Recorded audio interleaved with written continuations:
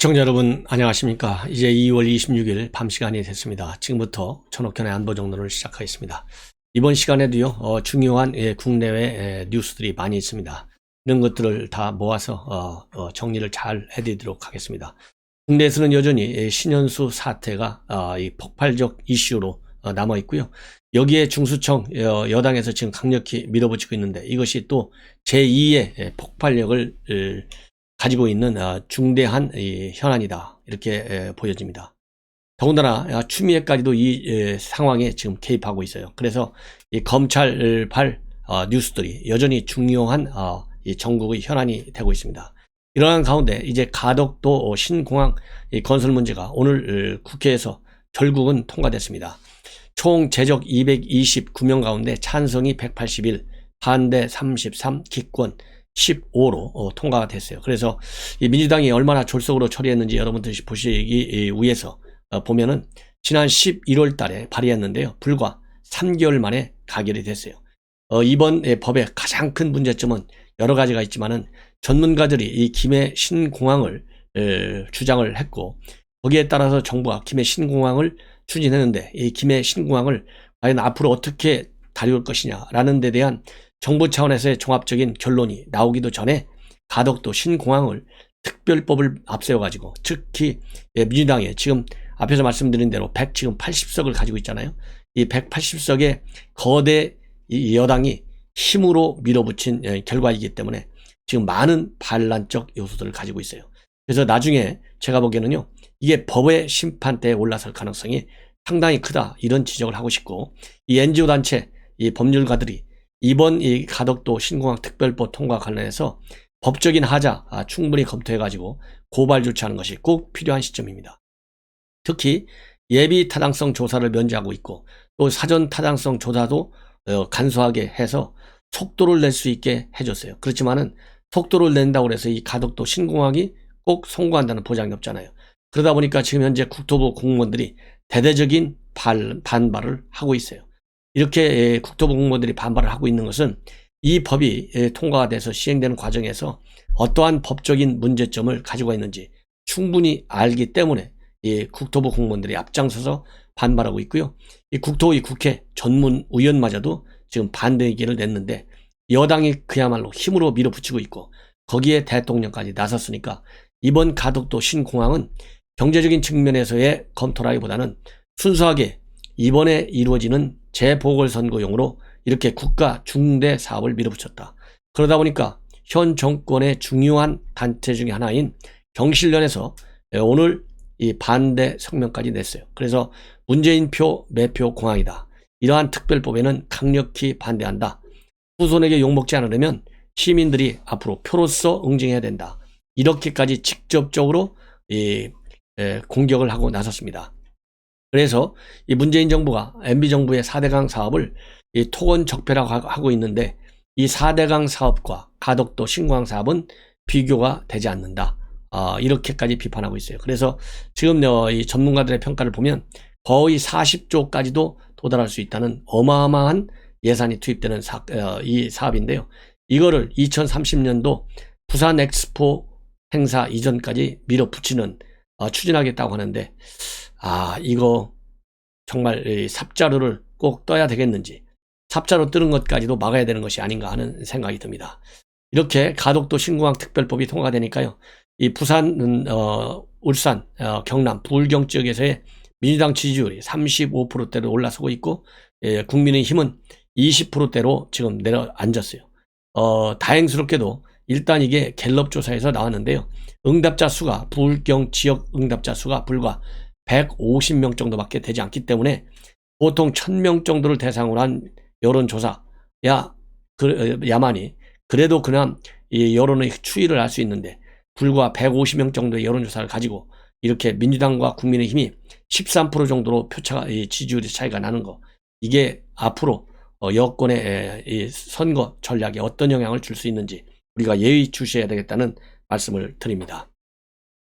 이렇게 해서 이 가덕도 공항법이요 통과가 되니까 김경수가 맨 먼저 치고 나섰어요. 대대적인 환영이죠. 그래서 이 오랜 갈등 종지부를 찍어서 참 좋다, 이렇게 한마디로 뭐 더 이상 할 게 뭐가 있습니까? 제일 앞장서 가지고 지금 현재 가덕도 국회 통과를 환영한다는, 그리고 이 시도민, 국회의원들, 경남도민, 부산과 울산 지역 시민들께도 감사한다는 그러한 이 페이북에 글을 올려놓고 있고요. 그 다음에 이 거제시장도 환영하고 있고, 그렇습니다만은 일부 반대 목소리도 물론 나오고 있습니다. 민주노총 경남본부, 경남기후위기 비상행동, 이런 시민단체들은 동네 하천 정비만도 못하다는 집권 여당 발언은 이 법안의 부실과 졸속 등 심각성을 보여주고 있다. 설계 없이 공사를 할 수 있게 한 유례를 찾아볼 수 없는 이 기상천외한 가덕도 특별법은 위험하니 짝이 없다.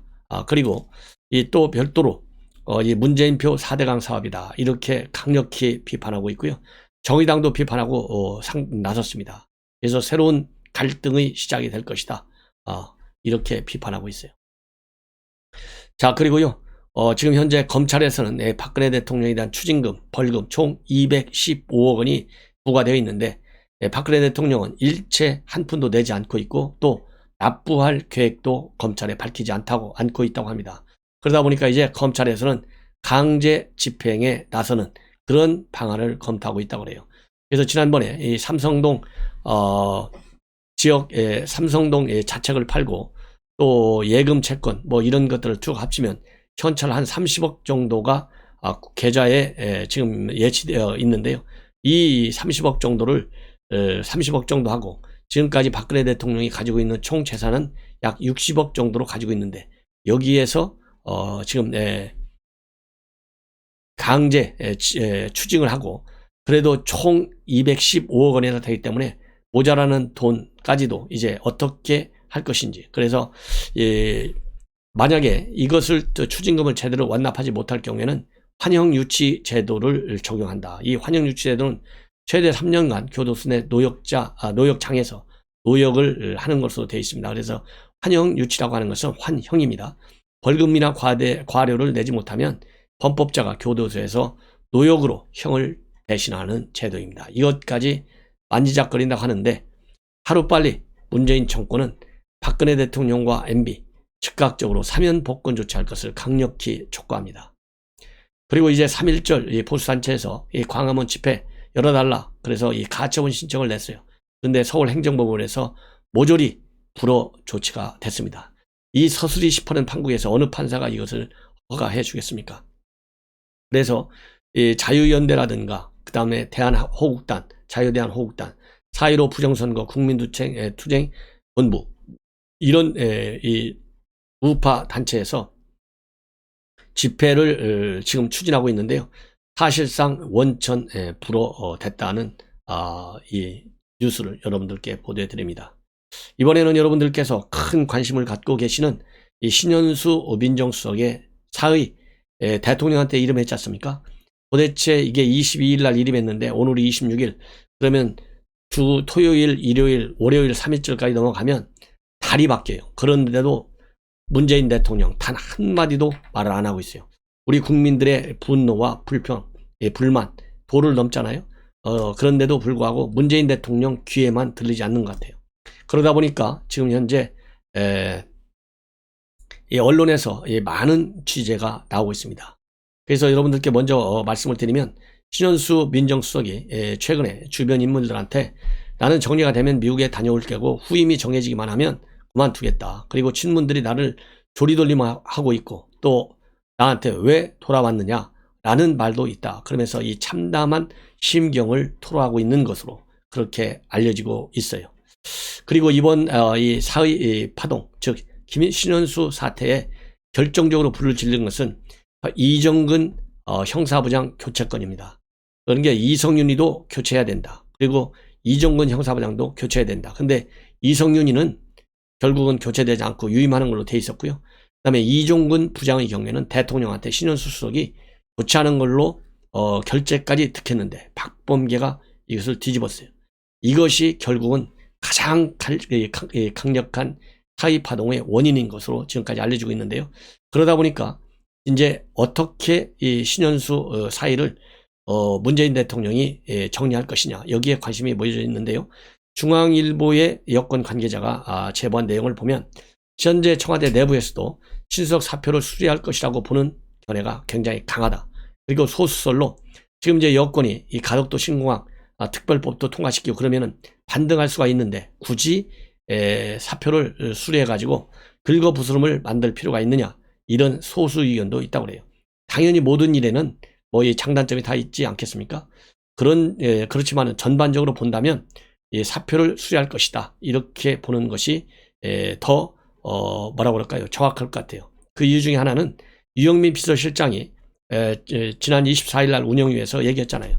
모든 것을 대통령한테 이름을 했는데 이름을 했다. 그렇기 때문에 이름을 했는데 지금 어정쩡한 상황에 있고, 그렇지만은 신현수 사의가 수리될 수도 있다, 이렇게 얘기했는데요. 요 유영민 실장이 사표 수리를 사실상 상당히 예견하고 있는, 가장 잘 아는 사람이잖아요. 그래서 시간만 남아있다. 시점을 과연 어느 시점에서 신현수 수석을 사표를 처리할 것이냐. 제가 보기에는요, 1차적인 관문이 가덕도 신공항이에요. 1차적인 관문이. 그 다음에는 제가 보기에는 중대범죄수사청도 들어갈 수 있고, 그 다음에 4월 재보궐선거도 들어갈 수 있어요.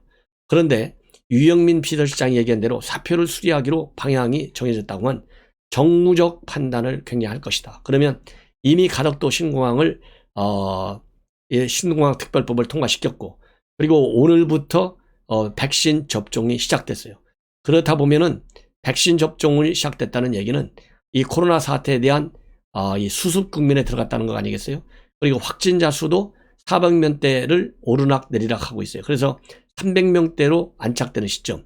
이렇게 하다 보면 결국은 이제 여론이 정부 여당 쪽으로 기우는 것으로 이제 방향성이 다시 정해졌다, 이렇게 판단할 때 신현수 수석의 사의를 전격적으로 처리하지 않겠느냐, 이렇게 보는데요. 왜냐하면 사의를 만약 처리하지 않는다면 홍남기가 이 사표를 냈을 때 작년 11월 달에 사의를 표명하니까 청와대가 즉각 발표를 했어요. 뭐라고 발표했느냐, 대통령은 바로 반려 후 재신임했다, 이렇게 발표했는데 지금 문재인 대통령은 단 한마디도 안 하고 있지 않습니까? 이 얘기는 결국 신현수 수석의 사표 수리 시점이 전국 여당이 4월 달에 재보궐선거에 영향을 줄 수 있느냐 없느냐, 여기에 초점을 맞춰서 지금 이 시점을 재고 있는 그런 상황인 것으로 보는 것이 맞을 것 같습니다.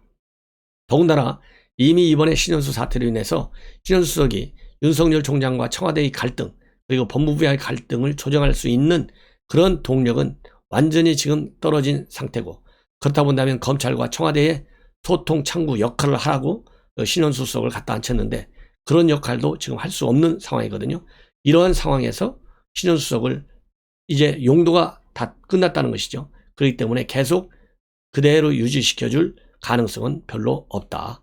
더군다나 이 신현수 수석이 윤석열 총장과 가까운 사이라고 하는 것이 이번에 임명될 때 중요한 의미가 있었는데 그것이 이제 없어졌다는 것이죠. 더군다나 이제 중대범죄 그런 상황에서 신현수 수석을 이제 사의를 처리할 경우 이제 우려되는 점 중에 하나는 여당이 중대범죄수사청을 지금 밀어붙이는데 윤석열 총장은 반대 입장을 강력히 고수하면서 지금 윤석열 총장 측에서도 이 중수청 설치와 관련한 반대 입장을 언제 어떤 수위에서 할 것이냐, 요거를 지금 계산하고 있거든요.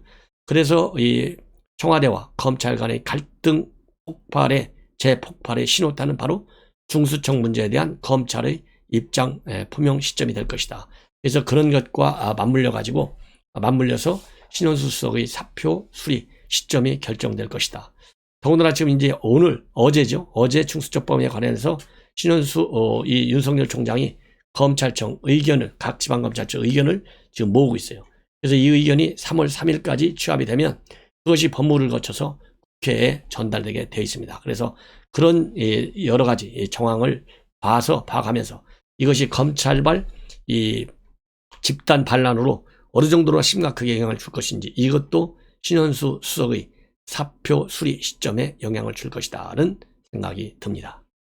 자, 이번에는요, 이렇게 하다 보니까 또 하나 이 사표 수리 시점과 관련해서 중요한 것 중에 하나는 바로 이성윤이의 중앙지검 사건입니다. 그래서 지금 현재 왜 그러냐면 이성윤이를 신현수 수석도 반드시 교체해야 된다. 이렇게 주장을 했지 않습니까? 근데 이성윤이가 그렇게 쉽게 안 잘렸잖아요. 그 이유는 바로 뒤에 대통령이 버티고 있기 때문에요. 경희대 법대 항배. 여러분 잘 아시잖아요. 이러다 보니까요. 지금 이성윤이는 법치주의를 스스로가 무너뜨리고 있어요. 그럼에도 불구하고 문재인 아무 말도 안 하고 있어요. 그럼에도 불구하고 우리 민심이 그렇게 크게 분노하지 않고 있어요. 그래서 제가 이성윤이 오늘 일어난 일인데요. 지금 수원지검에서 불법 출금과 관련된 수사를 지금 하고 있고 해당 의혹을 받는 사람들, 참고인이든 피의자든 누가 됐든지 간에 거의 다 소환조사가 마무리되어 있고 이성윤이만 남아있어요. 예, 그런데도 불구하고 이성윤이를 부르니까 이성윤이는 또 진술서를 오늘 전격적으로 우편으로 발송했어요. 근데 문제가 바로 뭐냐? 우편으로 이 진술서를 수원지검에 발송했는데요. 수원지검에서 진술서를 받기도 전에 언론 플레이를 먼저 했어요. 이것이 바로 권언유착이 아니겠어요? 언론 플레이를 해가지고 자기에게 유리한 그런 이 언론 상황을 만들려고 이런 언론 플레이를 한 것이다. 그래서 일제 부인하고 있어요. 그러니까 이규원 수사를 막은 거 이것도 부인하고 철저히 부인하고 있고요.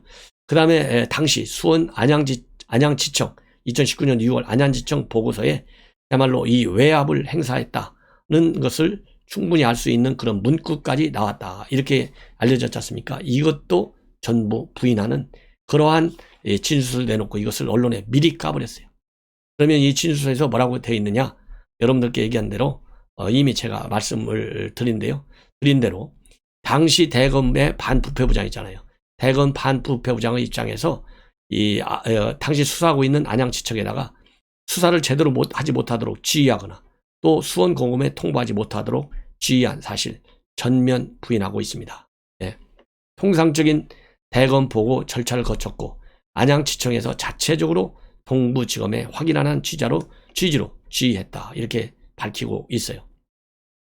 그리고 또 이 현재 시행 중에 있는 공수처법과 관련해 가지고 이 공수처법에 고위공직자범죄 특히 검사들 이건 수사처에 공수처에 이첩해야 된다. 이렇게 규정되어 있거든요. 이 규정을 근거로 해서 나는 검찰에서 조사를 받지 않고 공수처에서 조사를 받겠다. 이것을 명백하게 밝히고 있습니다. 그래서 이번 이 수원지검에 제출한 진술서가 검찰의 내부 반란을 지금 상당히 야기하고 있다. 그래서 이번 이 공수처에 이첩하자 이런 주장을 두고서는 검사로서는 상상할 수 없는 대응이다.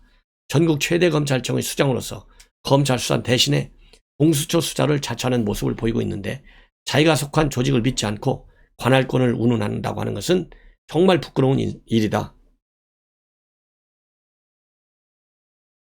이렇게 해서 지금 검찰이 부글부글 끓고 있다고 그래요.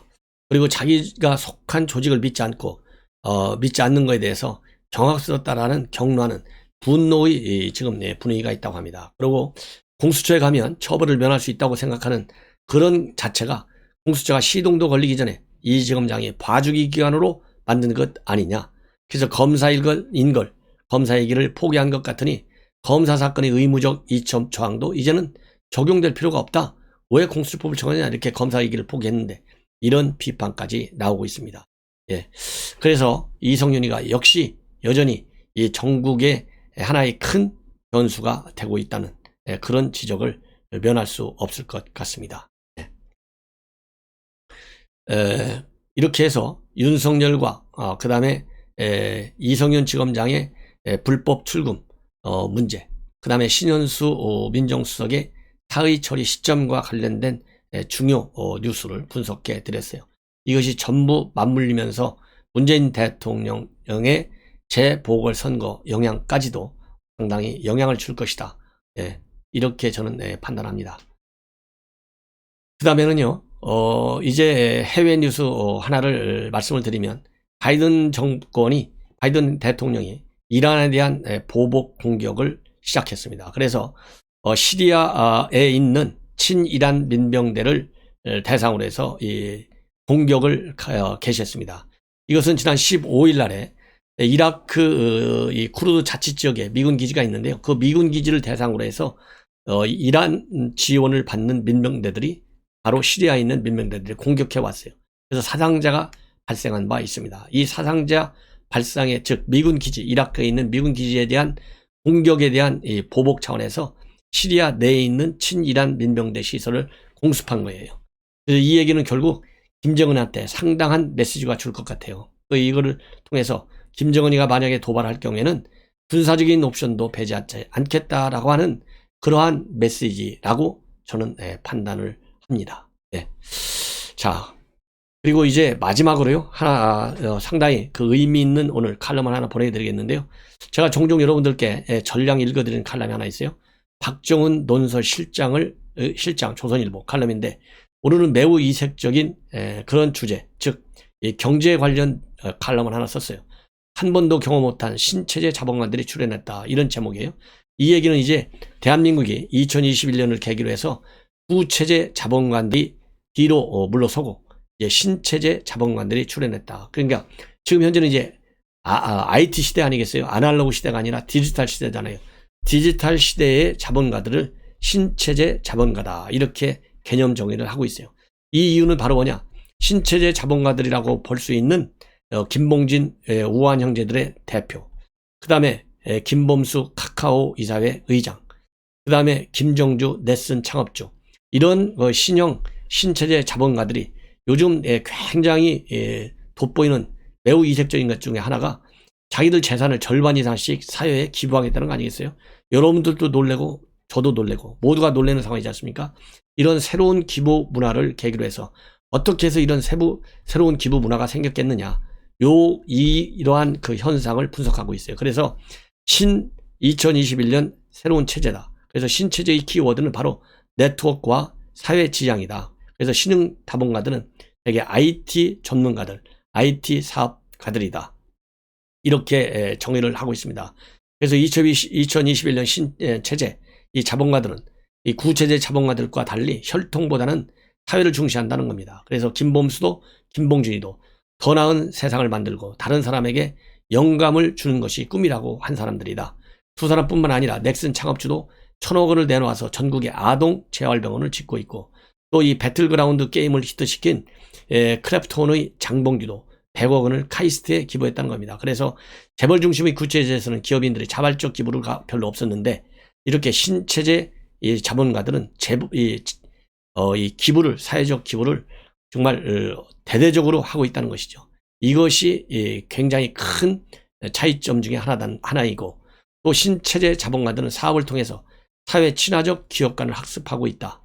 비즈니스 자체가 사회와 연결된 쌍방향의 네트워크 모델이기 때문에 이것이 가능하고, 이들의 사업 성패는 플랫폼에 대중을 얼마나 참여시키느냐에 달려있다. 그래서 카카오는 4천만 가입자가 있고 배달의 민족은 월 1,500만 명의 이용자 덕분에 돈을 벌고 있는데, 이 돈을 벌고 있는 신형 자본가들은 자신이 성공한 것이 바로 사회적 호응 덕분이라는 것을 알고 있기 때문에 사회에 대해서 부채의식을 느끼고 있고, 그러다 보니까 이 부채의식을 느끼다 보니까 이 거부를 기부하는 문화가 형성되는 것 아니냐.